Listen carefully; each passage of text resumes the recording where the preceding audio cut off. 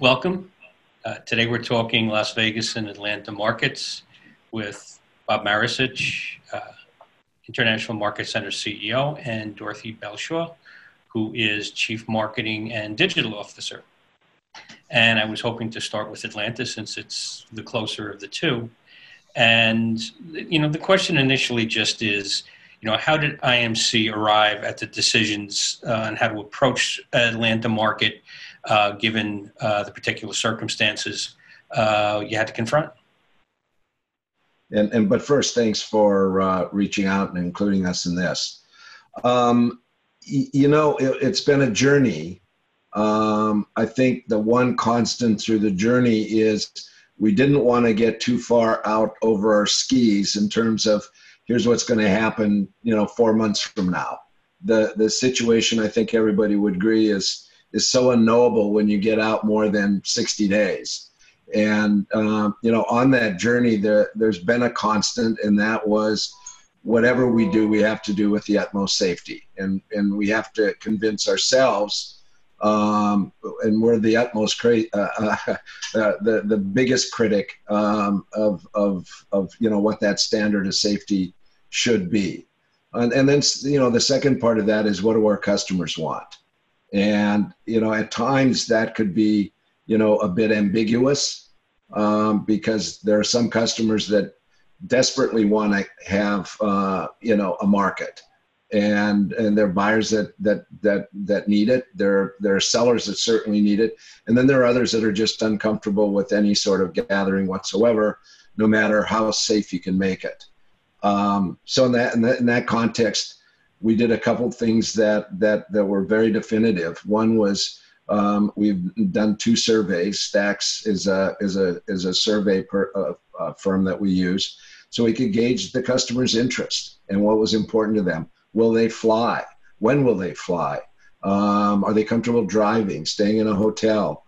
Are there any circumstances you wouldn't come? And so, we gathered that data. The second thing, and most important thing, in the context, we're going to be in business, for the next 100 years, I hope, is how do we do it most safely? And so there we put together a group of our most senior people, hired as a consultant, the head of infectious diseases for Emory Medical School and an epidemiologist. And we searched, best practices within the gaming community, within the mall business, within offices, and those, and we came up with protocols and guidelines that I think you're aware is available on safelytogether.com, and we meshed those things together, and that was the journey. So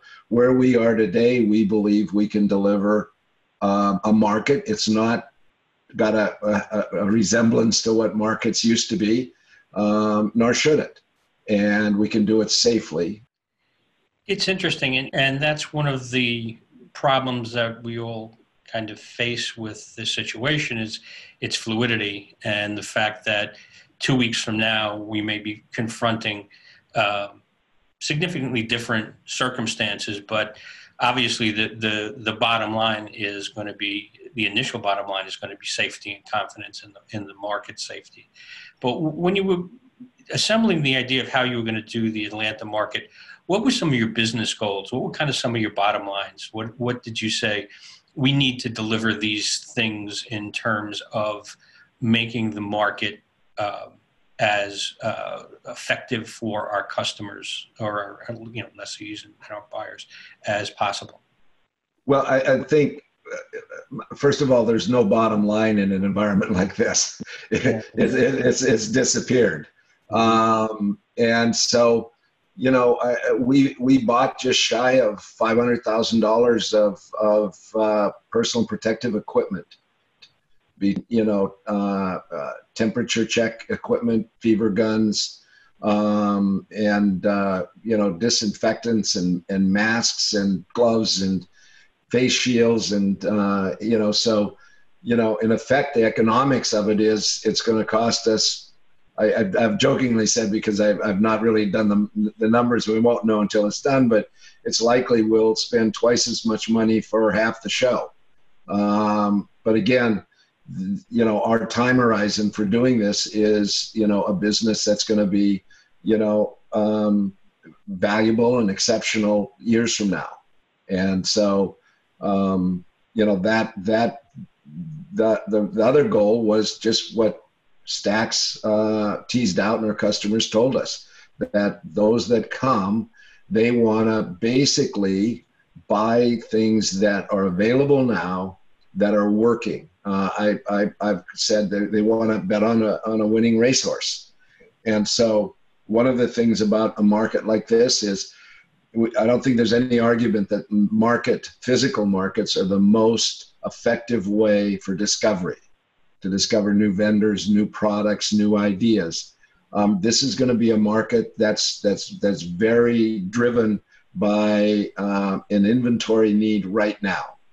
And so our business is putting buyers and sellers together, and we're going to do that.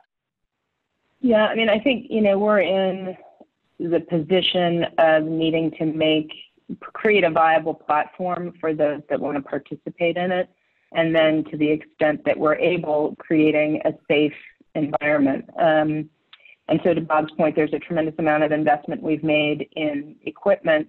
And then we've also sort of changed our process and procedures. So we're going to talk a little bit more about this, I think, later on. But we aren't having any live events at market, any live seminars at market, anything that requires a gathering of more than 50 people. We aren't doing that.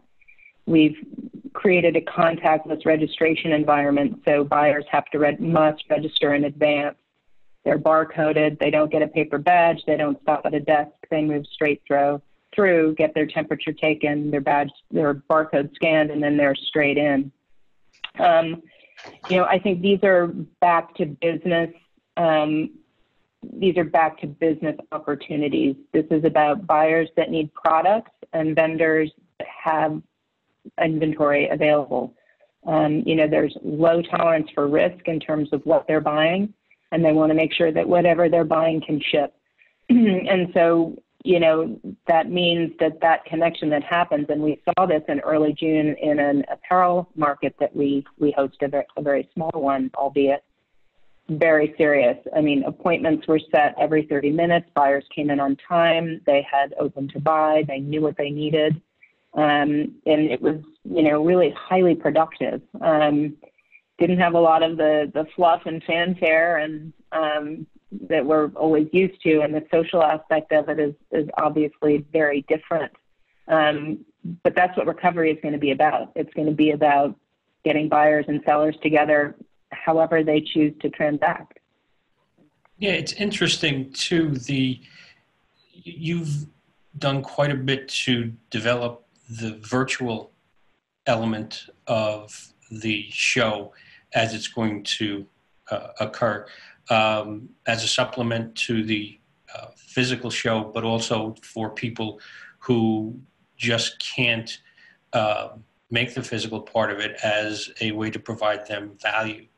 Could you talk a little bit about how that was put together and what your priorities were for that element of the show? Sure. We had one large market that was canceled by the High Point Market Authority, right, in April. It was postponed to June and then ultimately canceled. We elected to produce a virtual market, which we did over an extended 3-week period.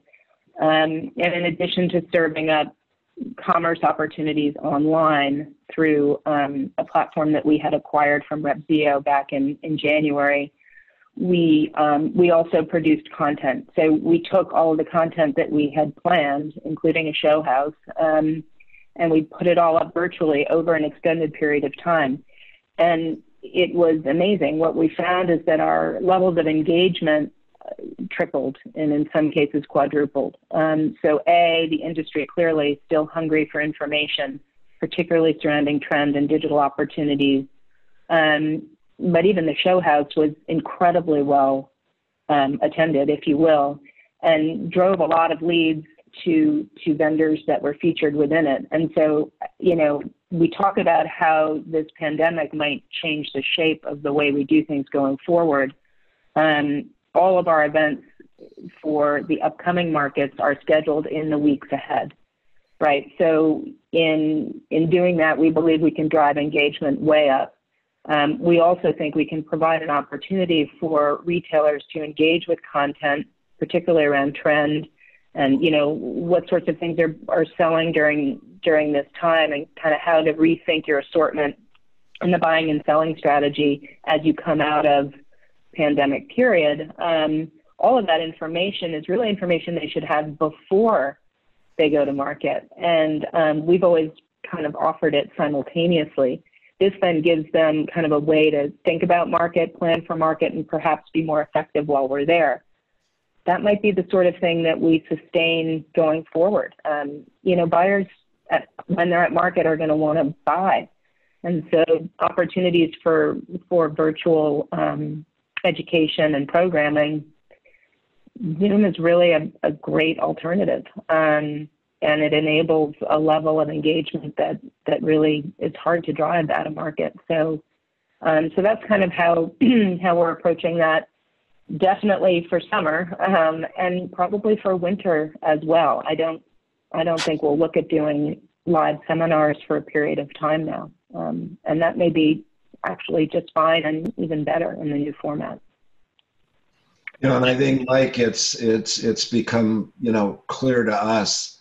You know, there are three ways primarily that buyers and sellers are coming together. You know, the physical marketplace, the markets that, you know, that we own and have a significant footprint in, digitally through their own websites or in digital marketplaces, and with our acquisition of Repsio and Pharos. And by the way, we've hired 45 technologists in the last, I think, 45 days. So we have, you know, massively looking at scaling in that.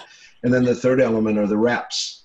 And we feel that we can basically make all three of those better and less friction, so that the buyers and sellers can, you know, can conduct commerce, you know, for furniture, gift, home decor, and apparel with less friction, more efficiency. And you know, again, long term, we think that's a very valuable strategy and a very winning strategy. And we're going to invest heavily to do that. And you kind of anticipated a question I have. You know, you're just making me think of the old saying that every crisis is an opportunity. You know, when you look at what you're learning, ShopZio, the virtual programming, connections between buyers and retailers, even some kinds of connections you might have normally done after the show that can be done before the show. You know, how do you feel kind of this is going to constitute markets, or how is it going to affect how it constitutes your markets in the future? Is it at the point where you have a lot more to think about and a lot more creative processes to explore because of what you've had to do over the last few months? People miss market, right? I mean, they miss getting together at market. We are in a design-oriented business. It's not a commoditized business. And so seeing, you know, feeling the heft of something, seeing the color saturation, you know, really seeing how it sets up in a physical space is important across all of our verticals. And people miss being at market. That said, the way that they transact and how much they transact actually at market or in the weeks and months to follow market because of things they saw at market, that's going to shift. And at this time when not everybody can or is willing to come to market, you know, pre-vaccination, we need to create that same excitement, that same connection in a virtual way. And so we were fairly far down the development path. This has just accelerated that exponentially because all of a sudden, all of our vendors want a digital opportunity. I mean, we offered ShopZio just as this was beginning, so at the very end of April, and we had hundreds of new companies that came on the platform and tens of thousands of SKUs, and the transaction volume, I don't know, quintupled within 6 weeks. from what, it had been on Revzio. So the need, the openness, the readiness is what has really changed. And I think, Mike, technology has changed and in many cases disrupted businesses, in every element of the economy. And we have felt that technology in our world was an enhancement, that it almost parallels a retail shopping experience where if you're only online, almost all are moving to some sort of physical presence. They realize they just have to. And if you're just physical, you better have a web strategy, you better have a social media strategy, et cetera. And we've done the hard part in terms of the physical size with 20 million square feet and 3 cities. The technology side is where we see the greatest enhancement. You've never heard us say that we thought technology was going to disrupt market and certainly not obviate market. And the simple reason is that buyers and sellers want to get together physically. And that as long as there's that demand, we'll cover that base. But the technology enhancement is really exciting.